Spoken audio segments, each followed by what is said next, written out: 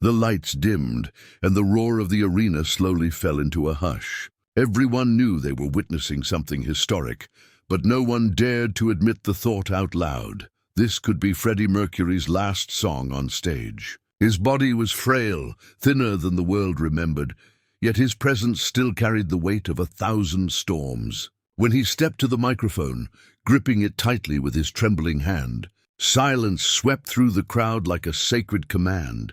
It wasn't the kind of silence that comes before a show. It was the kind that comes before a revelation. 60,000 fans, old and young, stood frozen, watching a man whose voice had once conquered the world, prepared to sing perhaps for the final time. The stage lights painted his face in gold and shadow, revealing both his strength and his fragility. For the first time, many saw the cost of the illness he had hidden for so long. Freddie inhaled deeply, his chest rising as though he was summoning every last ounce of strength left within him. The audience could almost hear his breath echo across the speakers, each second stretching into eternity. His eyes scanned the sea of faces, and for a brief moment it seemed he was memorizing them, engraving the memory of his people into his soul. Then, with a sudden lift of his chin, he brought the microphone to his lips. The arena held its breath, waiting, not just for a song, but for a farewell. Among the thousands of faces shining back at him, one figure stood out, a frail young man in the front rows, clutching a handmade sign with trembling hands. The cardboard was bent, the letters uneven, but the message was painfully clear. "Freddie, please sing for me, I'm dying." The words seemed to glow under the arena lights, cutting through the ocean of waving arms and flashing cameras. For a brief moment, time froze. The crowd around him noticed, whispers spread like fire, and soon thousands of eyes were no longer fixed on Freddie, but on that fragile fan holding his final request. His skin was pale, his body thin, and yet his gaze burned with an intensity that spoke louder than the sign he carried. He wasn't asking for entertainment, he was begging for a farewell. Freddie's eyes locked onto the boy. The microphone lowered slightly as his expression changed, confusion, then sorrow, then a spark of recognition that only an artist who had lived on the edge of life and death could truly understand. He tilted his head as though listening not just to the boy's words, but to his soul. The arena seemed to collapse into silence once again. 60,000 people waiting to see if the legend before them would answer a single dying fan. Freddie held the boy's gaze as though the rest of the stadium no longer existed. The spotlights blurred into nothing. The sea of faces melted away, and for a few eternal seconds it was only two souls speaking without words. The fan's hands shook so violently that the sign nearly slipped from his grasp, but Freddie raised one hand gently, signaling for him to hold on. It was as if the universe itself had quieted, leaving only their silent exchange.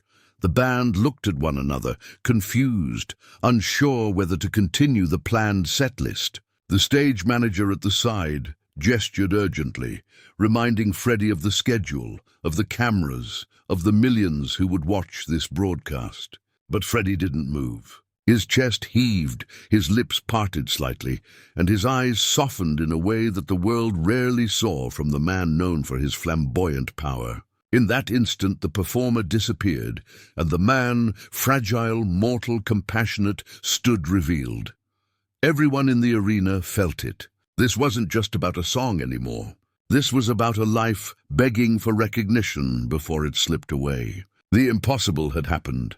Out of tens of thousands of fans, Freddie had noticed the one who needed him most. And now, the world waited to see if he would break the barrier between stage and soul. The tension on stage was almost unbearable. Behind Freddie, Brian May's guitar hung silent. Roger Taylor tapped his sticks nervously against his leg, and John Deacon shifted his weight as though waiting for a cue that never came.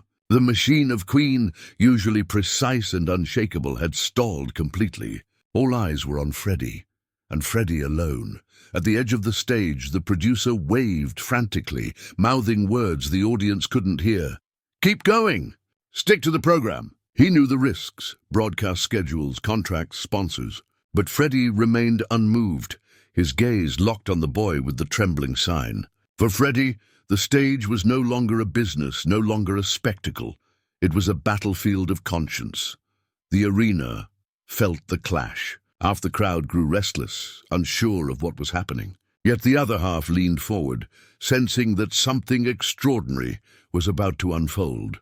Freddie stood in stillness, his hand gripping the microphone stand, as if wrestling with a decision that could change not only the night, but the meaning of his final performance.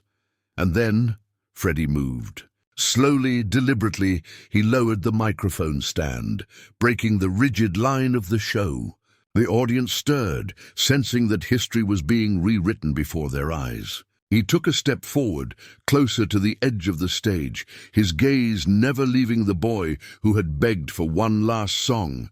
The band held their breath, waiting for direction. The producer buried his face in his hands, realizing that the moment was slipping out of control. But Freddie didn't care. His voice, when it came, was softer than anyone expected, carrying across the silence of 60,000 people.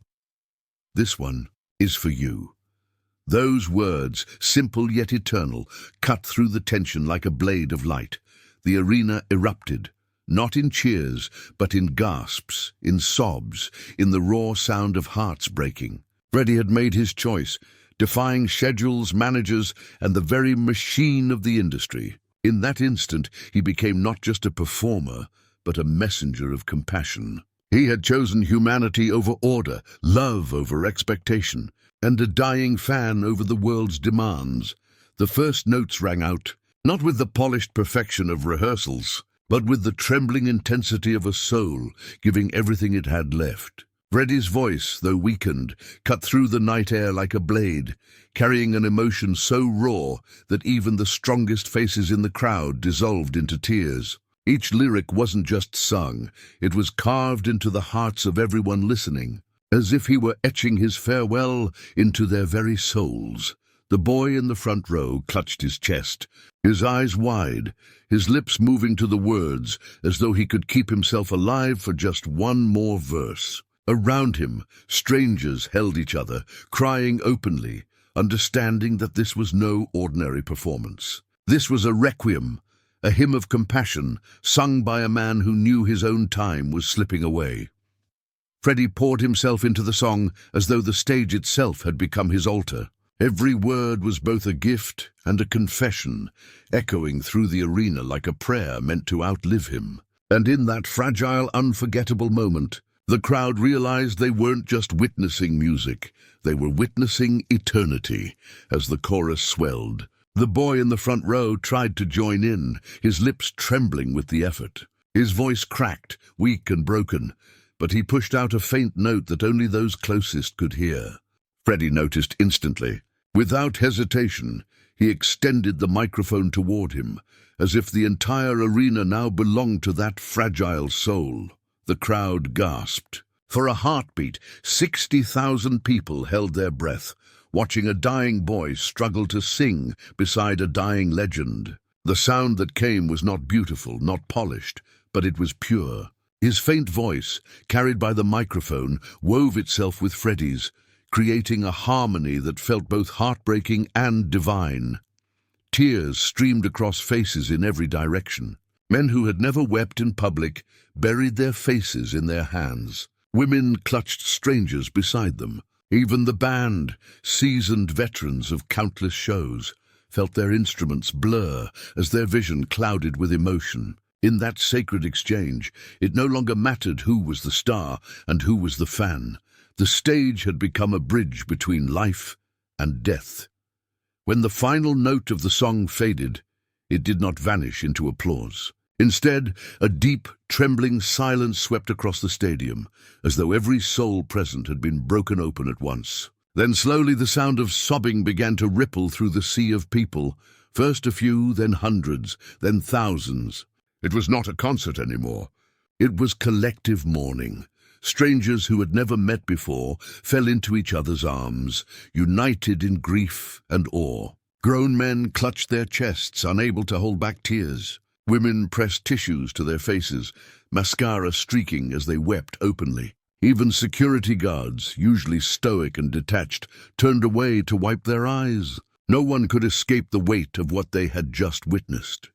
Photographers in the aisles frantically captured the scene, an entire arena undone by compassion, by mortality, by the fragile humanity of their hero. These images would fill newspapers across the world the next morning, but no photo could truly capture the sound of 60,000 hearts breaking in unison. The arena was in ruins, not from violence but from love. When the boy lowered his trembling hands, the cardboard sign slipped and landed at his feet. Crumpled, wet with tears, it seemed like nothing more than fragile paper. Yet in that instant it became a relic. A nearby photographer captured the exact moment, the faded words, the boy's weak smile, and Freddie's silhouette still shining under the lights. The image froze history in a single frame. By the next morning, the photograph appeared across the front pages of newspapers worldwide. Headlines called it the soul of Queen, and commentators declared it the most human moment ever to grace a stage. The sign itself, smudged and bent, was carefully taken by a fellow fan who vowed to protect it forever. It was no longer just a plea. It was a symbol of love, compassion, and the fleeting fragility of life. For those who were there, the memory of that paper held more weight than any song, any encore, any spectacle. It stood as proof that music was more than sound. It was a bridge between hearts, capable of carrying both the living and the dying into eternity. Long after the lights went dark and the crowd dispersed, the echoes of that night remained.